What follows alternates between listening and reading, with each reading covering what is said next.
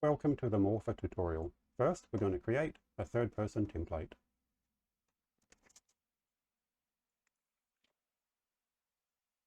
Now we go Edit, Plugins, Animation, Morpher, and restart the editor.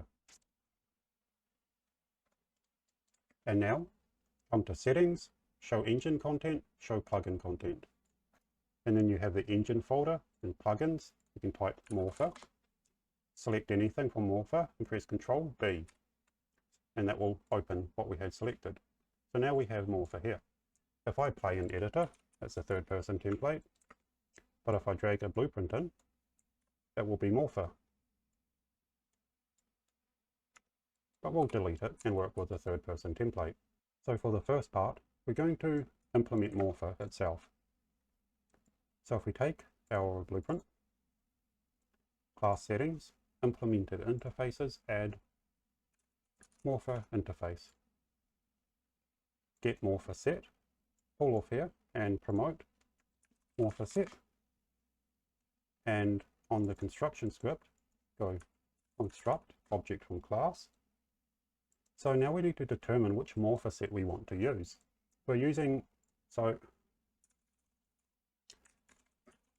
we type morph set, we can see the options. So we're using UE5 Quinn, which means we want many. Now, if you open your character skeleton and you have 3 spine bones, it's probably UE4. If you've got 5, it's UE5. If you've got a completely unique character, well, keep watching. Now we set this as a Morpher set. So when we construct our character, we now have a Morpher set and the interface returns it. And a Morpher set contains all of the morphs that are available to us. So now we need to go to the animation graph. And Quinn uses many as well. The correct place to insert Morpher is after the montages and before the IK.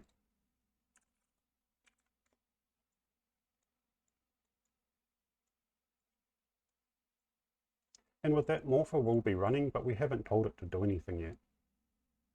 It's got our event graph, and on begin play,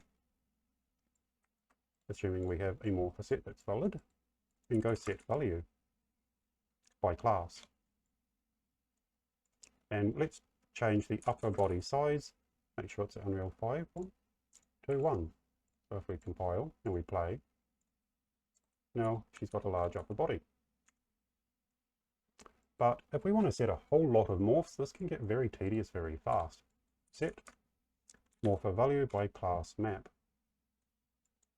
Promote. Compile. Let's add back our upper body size. Set it to 1. We'll also add the head size. So make her have a small head with a large body. And maybe some large feet. There we go. So now, if we want to be able to customize our character, we're going to need some sliders. So let's create some UI. To start with, user interface, widget blueprint, user widget. We'll call this one HUD, duplicate it. This can be customizer, duplicate that. This can be slider. So first of all, let's insert a sequence. Go create, widget, we'll give it our HUD.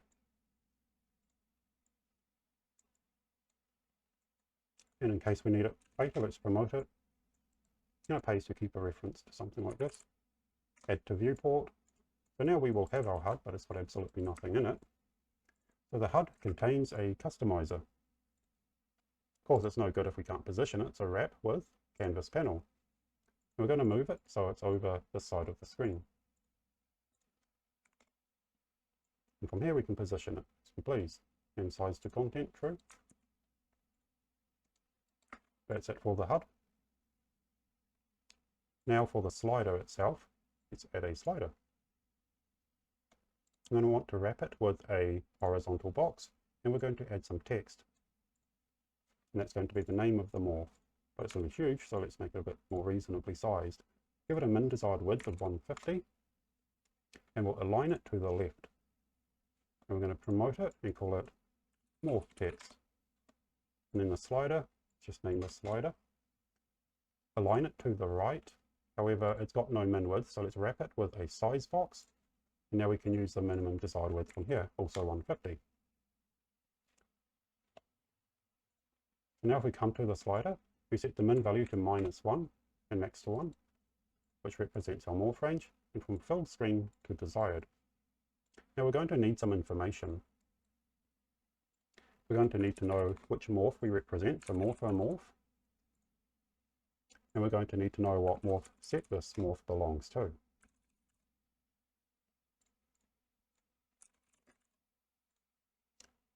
And we want them both to be instance editable and expose on spawn. And delete these, we'll use event construct and morph text, set text. Let's make sure we've got valid references first.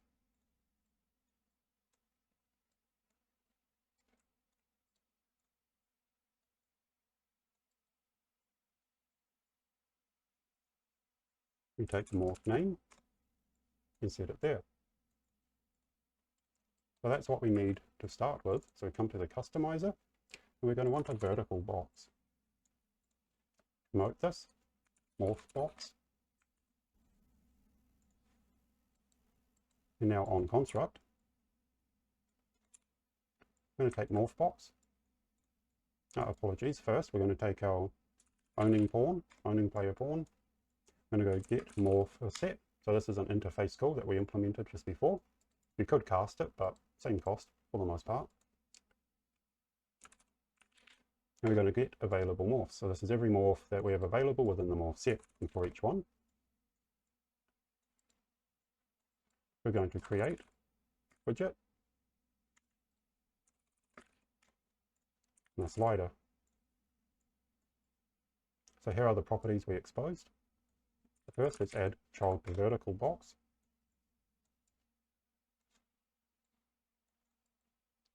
That's the morph. And then we've got the morpher set here. Let's promote that.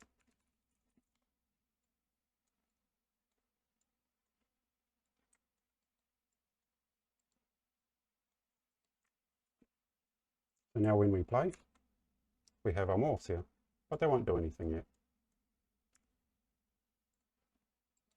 So we take our slider on value changed. We want the same checks. We can go set morph value to this value and this morph. So if I change the thigh size, it changes as you'd expect. Of course, if I change the upper body size, the slider's at 0, so it's going to snap back down. We could, on construct, make it take the morph value and initialize the slider to this value, but we're not going to do that for this tutorial. Instead, we'll take the morph map and we're going to clear it. So now we've got nothing applied and it works as you'll expect. So Shift F1 to get the cursor back, put size, change the posture a bit, and there we are.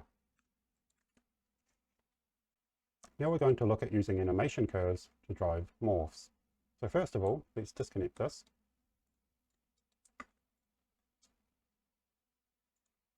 And we're going to take the morph set from Morpher itself. We're going to duplicate this. I'm going to duplicate it one more time. So this one is going to be tutorial, and this one is going to be tutorial test. So because these are edit in line, you can change the properties here and it will not change the blueprints. We don't want to change the blueprints because then we have to duplicate all of those and go through them, unless we change them within the Morpher content folder itself, which would change it for every single project, so we don't want to do that. So we take the test, we're just going to clear it, we're just going to have to start with, let's say, head size. So that will be our only morph now.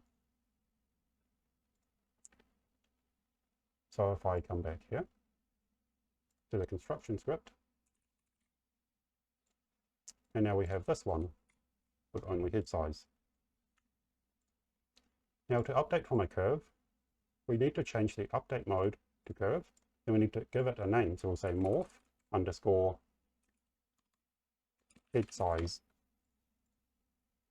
So once again, if I play, it won't do anything anymore. And our slider has stopped working as it should. So now I'm going to take an animation. And if we play, you see she's using her run animation, so we'll modify this one. We want morph, head size. We're just going to make it near the start of the animation, head gets bigger and then goes back to what it was. So this will happen every loop. So if we play, you see her head gets bigger at the start. Which is exactly what we told it to do. And we can change its behavior, of course, make it take a while to go back down. Of course, this would be better suited to making a weapon bone or a hand larger when attacking. So now we're going to have a look at some of the other update modes or blend modes. So we've covered value, which allows us to set it by a slider. But now let's use curve priority. And this is where it gets a little more interesting.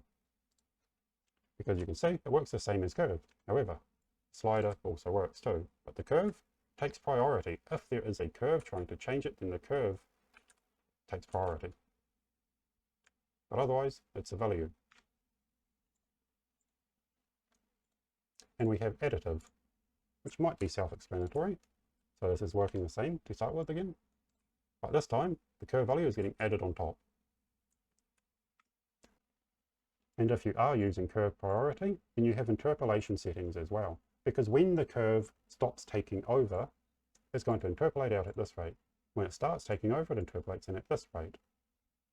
And of course, you can change it to constant or to disable the interpolation entirely. So those are all the ways that you can update your morphs.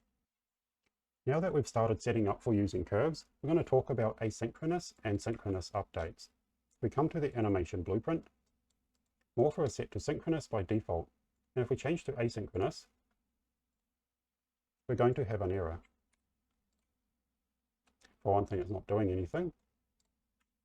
And now we've got a whole lot of errors. Sync mode is not set to curve, but we're running async. Async only supports updating from curves. Now, the first thing to say is you can maintain feature parity with synchronous updating while using asynchronous. It just takes a little more setup and a little more legwork. And you don't have these options, but you can mimic them. So we change it to curve so that it won't error. And now it's updating from the animation again. Now that we're moving to synchronous, we have little use for a customizer, but we're going to leave it in because we want to maintain that functionality with asynchronous updates. So the first thing we need to understand is that with our slider, we're calling setMorpherValue, but we can't do that anymore with asynchronous.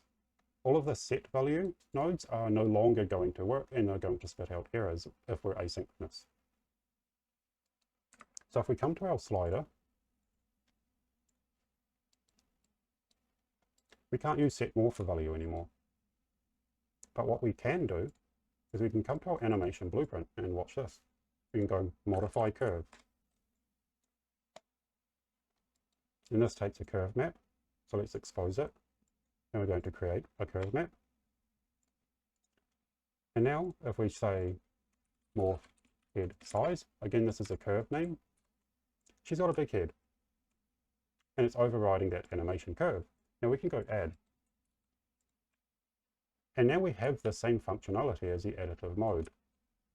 The only functionality we don't get easily is the curve priority functionality.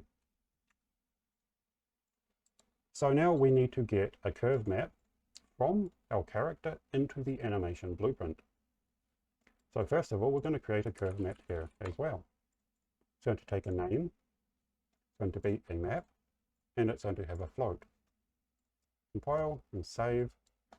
And let's add our morph head size to 1. And we're going to reset this here to nothing so that it's just nothing until the animation itself changes it, that is.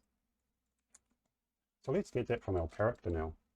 So it's already casting to a character, but it's not this blueprint character. So we're going to do that for it. Promote to character BP. And then add a sequence. And we'll right click, convert to validated get. Because we're not cavemen. Now we've got a curve map here. And we've got a curve map here too. So we can simply grab it from the character. And because we reset this curve map, you can tell we're getting those values because now it's updating to 1. Which means anything we set on the character's curve map will be reflected by the animation. So all we have to do is change that instead. So if we get owning born, it would make sense now to actually cache this instead of relying on the interface.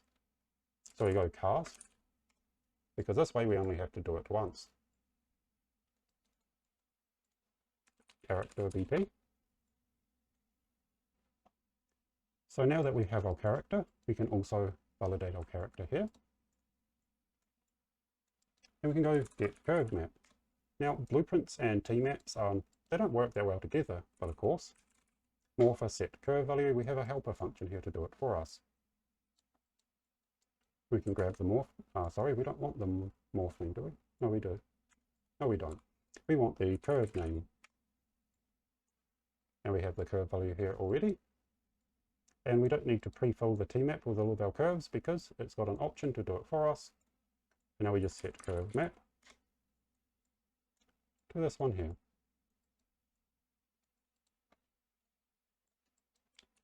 Therefore, if we change the slider value, we have now reinstated this functionality with asynchronous updates.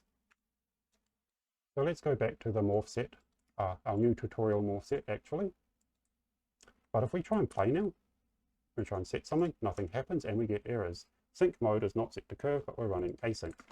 So the reason we duplicated this was so we can go through and we can assign the curve names and the update mode.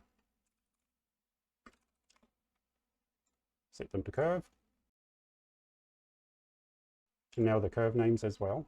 The morph, head size. Right, and now if we play, we have reinstated the original functionality while maintaining asynchronous updates. So the next thing we will cover is runtime changing of the morph set.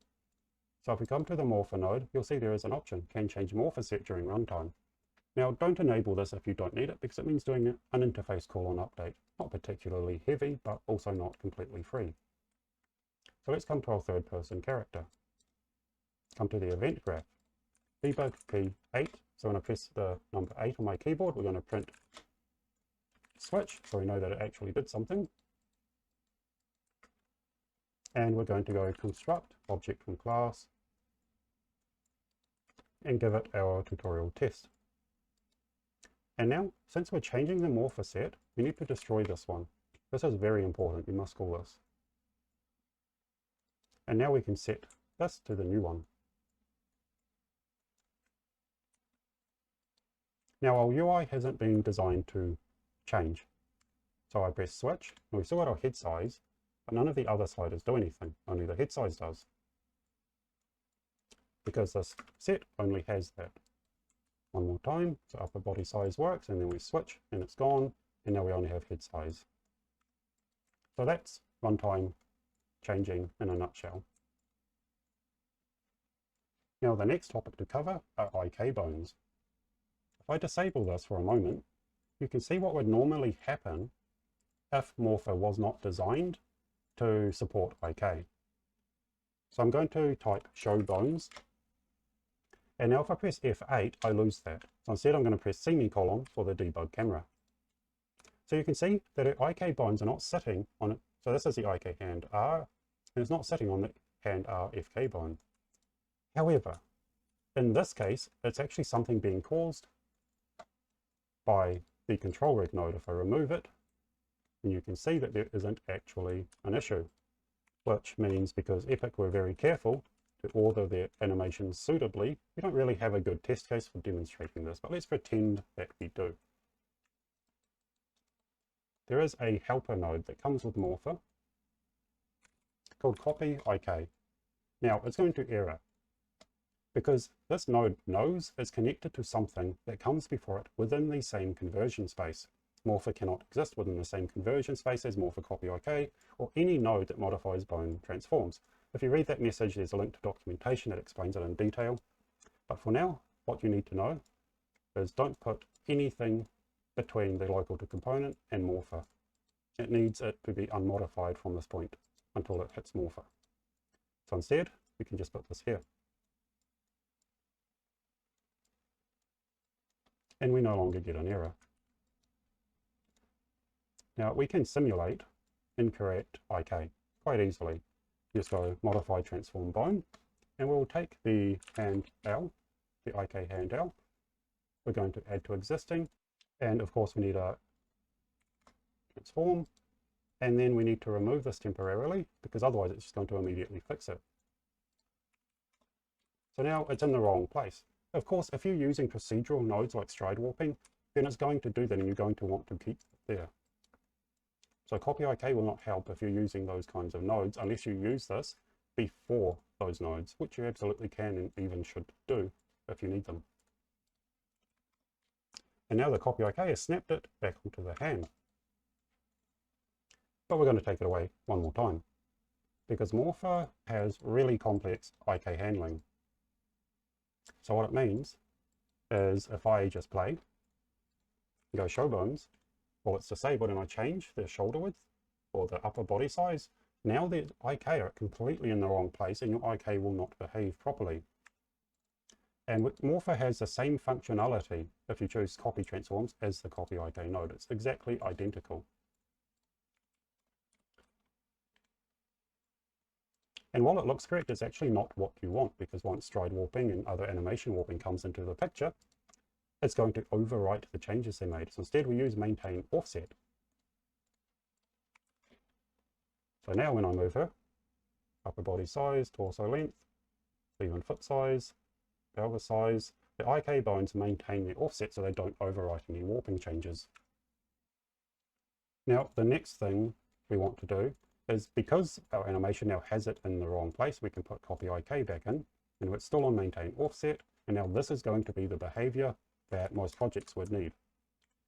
So copy IK positions them properly and then maintain offset maintains the offset. So if between the copy IK and Morpher you have stride warping, it will work as expected. And that's it for the IK part. Now that we have asynchronous updates, let's talk about performance for one brief moment. So if you type stat Morpher, you will see that evaluate has the largest cost. With synchronous instead of asynchronous, it will be an update instead of evaluate. And for such a simple project, the result will be the same cost because a simple project isn't going to be moving animation into worker threads, it will be in the game thread. So for a simple project, there's no real benefit, but the moment your device has any actual load on it, and it's got more than one core, it's thoroughly worthwhile. So if you're creating morphs and you want to make sure they're performing well, then this is how you do it. Now the posture morph is by far the most expensive. Now because it's at 0, it's not going to update, but now we start getting some costs associated with it. This is a C++ morph. Now if we use the blueprint one, it would be nearly 0.5 instead of 0.04. So updating morphs from blueprint can be expensive, especially if they do a lot of modifications. And now we're going to talk about creating your own morphs.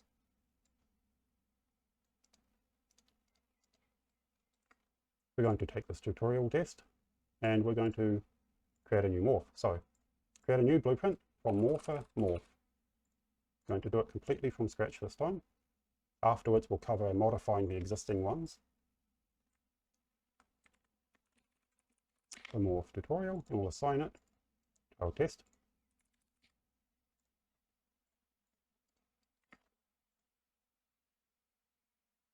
So if we hit play, we need to actually change it to use our test.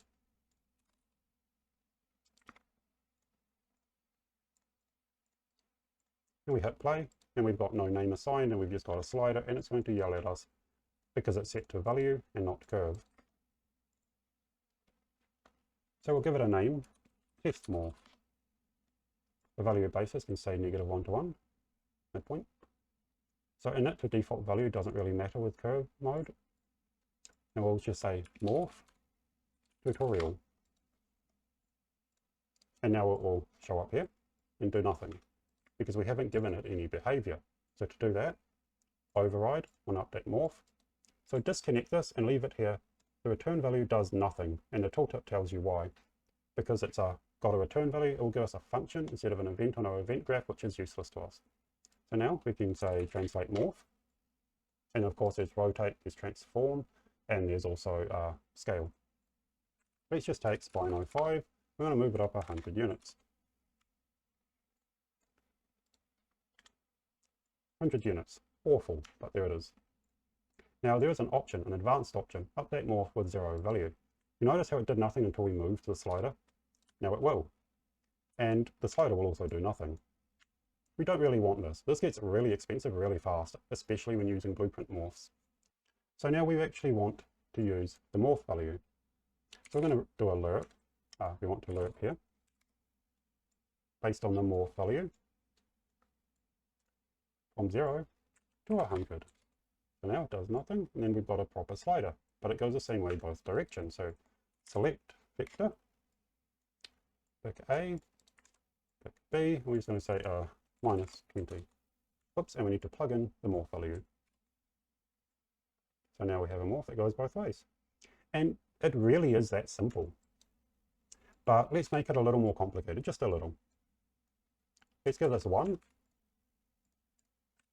1, 1, and say 3. 1, 1, 1, 1, 1, 0.3. And we're going to go scale morph this time. And we're going to cause some problems for ourselves. So we'll scale, say, the spine 01. And we've got to give it the bones array. Compile, and run that. So it's doing exactly what we told it to do, as you would expect. Now it's a flat pancake person. But we only wanted to scale spine 1, 2, 3, 4. So we actually need to negate it from spine 5. Now, if you're using the Unreal Engine 4 mannequin, you're not going to have a spine 5. You're going to need to negate it from the neck 01, the clavicle L, and the clavicle R. So what we're going to do, just copy this. And we're going to divide the scale 1 over scale. So divide and convert to a float 1 over scale. And we're going to do this to spine 05. Now play. And now only those spines have any scale applied. So that's a basis of negating any child bones that you don't want it to be applied to. For more advanced demos, definitely look at the C++ classes as well as the demo blueprint classes, depending on how you are creating your morphs. So if I take something, for example, looking for the belly size, here we are. So this is going to average out the spine weights, which gives it a nice fall off. So when we're scaling a whole bunch of spines, we don't want them to all scale by the same value. And we do want it to be a value of 1. So this is going to average all of the floats in the array, so they total 1, and you get a nice fall off. And then we loop each spine bone, and we apply that fall off. And again, we negate on anything we don't want it to apply to. There are other things to be mindful of, such as changing the feet size. This requires translating the pelvis. And if you apply a foot size morph, there is this foot offset, or in this ones that derive from C++, we have foot offset here. So if your character has a different sized mesh, you will probably need to adjust it till it looks right. But you can learn that by going through the morphs. So the next thing to cover is actually just changing these morph values. So we don't need to duplicate the blueprints because our morph sets are editable in line. So let's change back to our main one. We'll just double check that. All good, all working. So now we can modify these without deriving more blueprints from them. So we can take the upper body size, for example. Actually, let's do the pelvis size. Now I should warn you, pelvis size has issues with runtime retargeting, where it doesn't work because Epic never saw a case where they would need to retarget the scale from the pelvis, so that much doesn't work. So maybe that's not a good example. Let's go for the arm length. Now we have the upper arm and the lower arm. That means they're all getting scaled to 1.5 and 0.5. So if we just test that so we know exactly what we're looking at, that's the arm length there. So you will see that there are negation bones with the hands. So we can delete those. And now the hand scale isn't getting negated. In fact, it shares just like this one. So we can reset that. Now negation applications, if I set that to 1, it's only getting half of its scale. So leave it at 2, and if you notice your hands are sharing or not scaling enough, then you will want to change that value. Now they're getting scaled down. So that's what that value does. And we have the actual scale amount, so we can make it go up to 3. And of course, if you had a quadruped and you wanted to scale all of the limbs, you would just add them to bone names, and you would have the negate bones for their paws or whatever. Of course, this actually wouldn't work. You'd need to do it like the foot size or the, you would need to do it a different way because you need to move the pelvis up. But it's just an example. Maybe you have Goro from Mortal Kombat instead, with 4 arms. Now I believe we have covered the rest of the properties in detail, and so that concludes it for modifying morphs. Now let's discuss skeletons that were not designed for Unreal Engine. I've added this cat simple asset. This is cat. And we want to give them changeable layer size. So let's have a look at the skeleton first. It's always the first step for figuring out how we will set up a character. So of course we can't use UE4 or UE5 manual with this character. It's got an cat for armature instead of root. So that's the first tell. Now he does have 5 spine bones, but of course it's a coincidence. And the bones we're going to modify are Air 1L and Air 1R. So let's right click a skeleton and create an animation blueprint. EB cat.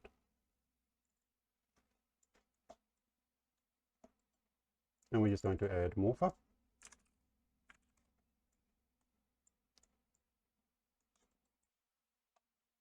And we're going to take an animation.